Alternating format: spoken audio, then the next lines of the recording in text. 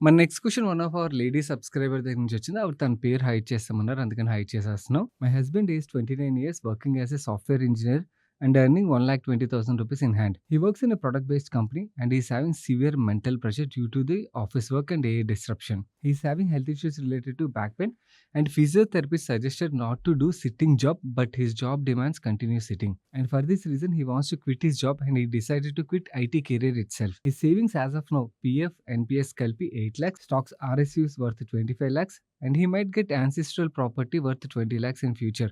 Might be after 2056. We are owning a flat and living in it, but EMI needs to be paid monthly 40k rupees. 8 lakhs is pending as we did many part payments. I'm really afraid of his decision of quitting complete IT career as he built it in last 7 years. I'm asking him to shift the company where there will be less stress and he can take care of his health by taking breaks, exercise, etc. and work till age 35 years. But he wanted to take yoga teacher course and continue his career in that. Our monthly expenditure is 50,000 rupees per month excluding EMI. And also we have a car worth 12 lakhs without EMI. He bought car without listening to my words at the time of silver hike and missed the rally. But that's fine. No one can predict future. Coming to myself, I'm also working as a software engineer and earning 60,000 rupees per month. My money went as a part payments for home loan and car purchases till now. And I'm not having any savings except PF, NPS and stocks which accounts 12 lakhs in total. And also I'm planning to have kids. Hence, I can't assure 100% that I'll be continuing the job as I feel motherhood is more important, but I'll try my best to continue job. Till then, I can save my money. How should we plan our finances? Assuming he's shifting to yoga teacher, earning around 20,000 rupees per month. My income would be 60,000 till certain point. I'm a very frugal person and I can reduce my household expenses to 35 to 40,000 rupees per month.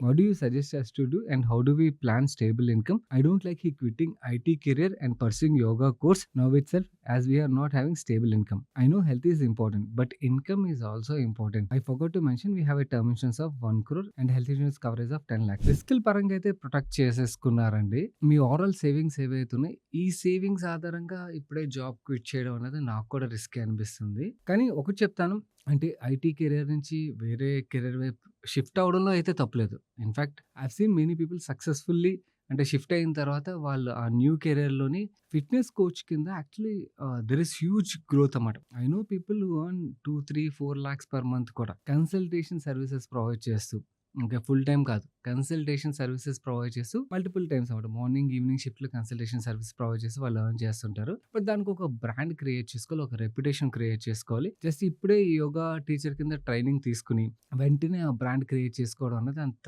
Easy కాదు. దానికి time పడుతుంది. I feel ఆయన కొన్నాళ్ళ పాటు తన career మీరు suggest చేసిన విధంగానే అంటే కొంచెం లెస్ స్ట్రెస్ జాబ్ ఏదైతే ఉందో దాంట్లోకి మూవ్ అయ్యి తను ఏదైతే తనకి ఇంట్రెస్ట్ ఉన్నదో యోగా టీచర్ కింద తను మూవ్ అవుదాం అనుకుంటున్నారు కదా! దాని రిలేటెడ్‌గా తను తన స్కిల్స్‌ని ఇంప్రూవ్ చేసుకొని దాంట్లోని అంటే జస్ట్ బిగినర్ కింద కాకుండా ఒక ప్రో లెవెల్‌కి వెళ్ళగలిగారనుకోండి. అంటే తను యోగాలో నాలెడ్జ్‌లోని ఆ స్టేజ్‌కి తీసుకెళ్ళగలిగారనుకోండి. Then definitely he will have a very good career.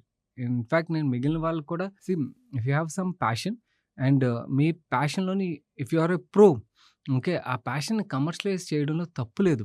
And చాలామంది కమర్షియలైజ్ చేయడానికి ఇబ్బంది పడుతుంటారు. నేను నా రన్నింగ్ ప్రాక్టీస్ రిలేటెడ్‌గా నార్మల్ రన్నింగ్ చేసేయడం మాత్రమే కాకుండా స్ట్రెంత్ బిల్డ్ చేసుకోవాలి కాబట్టి ఆ రన్నింగ్ రిలేటెడ్ స్ట్రెంత్ ట్రైనింగ్ ఇవన్నీ కూడా ఇవ్వడం గురించి అని చెప్పి ఒక పర్సన్ దగ్గర నేను ట్రైనింగ్ అయితే తీసుకున్నాను. ఆయన కూడా he is a IT professional. Morning ఆయన ఈ రన్నింగ్ రిలేటెడ్‌గా అంటే 3 డేస్ ఏదైతే రన్ చేయాలో దాని రిలేటెడ్ ఆన్‌లైన్ ప్లాన్ పంపిస్తారు. ఆ ప్లాన్ మనం ఇంప్లిమెంట్ చేయాల్సి ఉంటది. మనం ఎక్కడైతే ఉన్నామో అక్కడ. అండ్ 3 డేస్ జూమ్‌లోనే ఆయన స్ట్రెంత్ రిలేటెడ్‌గా ఆన్‌లైన్‌లో క్లాసెస్ తీసుకుంటారనమాట. So, he is making good money. So, ఇలాగ అంటే he is doing both okay. As of now. But even full టైమ్‌కెళ్ళినా కూడా I know he can ah, really earn good money తన కెరియర్‌లోని. సో, సిమిలర్‌లీ మనకి ఫిట్‌నెస్ రిలేటెడ్‌గా, wellness రిలేటెడ్‌గా actual people are spending అనమాట. సో, స్పెండింగ్ పెరుగుతుంది కాబట్టి డెఫినైట్‌లీ గ్రోత్ అయితే ఉంటది. ఎర్నింగ్స్ అయితే ఉంటాయండి. అంటే మనం ఐటీలో ఉంటేనే ఎర్న్ చేస్తామని చెప్పన్న పర్సెప్షన్ ఏదైతే ఉందో దాన్నయితే మీ మైండ్‌లోని తీసేయడానికి ప్రయత్నించండి. If you can build expertise తను యోగా ట్రైనర్ రిలేటెడ్‌గా ప్రో లెవెల్‌కి వెళ్ళగలిగినట్టయితే మాత్రం definitely you can make good money. Career shift అయితే తీసుకోవచ్చు. బట్ యాస్ ఆఫ్ నౌ మీరు ఏవైతే సేవింగ్స్ అవి రాసారో ఈ సేవింగ్స్ ఆధారంగా చూసినట్టయితే మాత్రం ఇట్ ఈస్ టూ రిస్కీ.